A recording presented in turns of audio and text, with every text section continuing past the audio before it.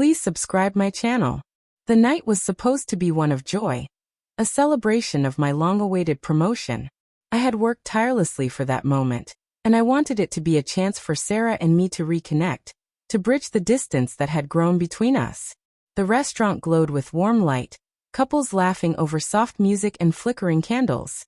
I sat across from my wife of 6 years, praying silently that this evening would bring us back to the closeness we once had. For nearly a year, our marriage had been slipping away. Small cracks we ignored had grown into wide gaps. Conversations had shrunk to schedules and necessities, while silence roared louder than any words. Yet, I clung to the belief that the woman I had fallen in love with was still there somewhere beneath the distance. But then, in the span of a few seconds, that fragile hope was pierced. Sarah's gaze drifted past me, meeting the eyes of another man. At first, I told myself it was nothing. A passing glance, a coincidence. But then came the smile. Slow, warm, intimate. A smile that hadn't been mine in months. It wasn't casual or polite. It was charged with something I couldn't ignore. My chest tightened as jealousy and pain surged through me. The noise of the restaurant faded into an indistinct blur as questions clawed at my mind. Had she been slipping away for longer than I wanted to admit?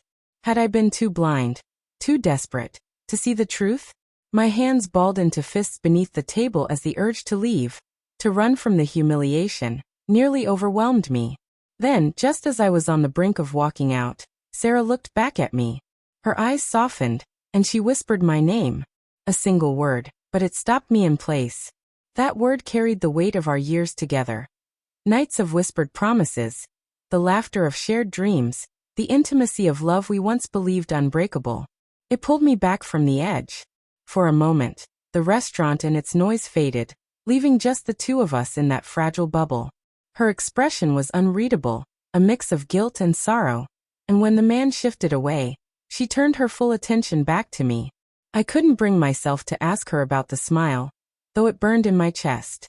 I only stared at the woman who had been both my home and, lately, a stranger. The silence between us was heavy until she reached out, her hand brushing mine. "I didn't mean for you to see that," she murmured, her voice trembling with regret. My throat ached with unspoken words, but I nodded slowly.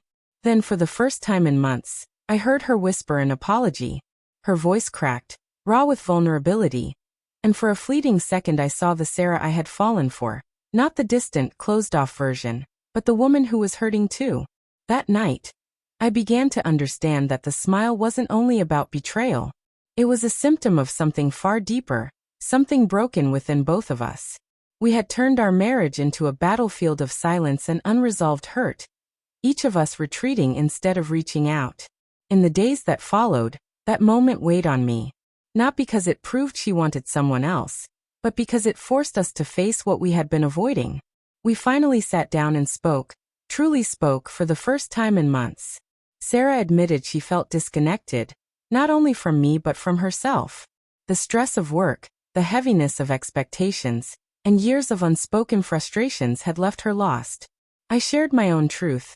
The loneliness, the fear of becoming invisible to the woman I loved, the ache of no longer being enough. The conversation was uncomfortable, messy, filled with long silences and tears, but it was real. And it was the first step toward something resembling healing. I realized that love isn't kept alive by perfect nights or big gestures. It survives through honesty, even when the truth cuts deep.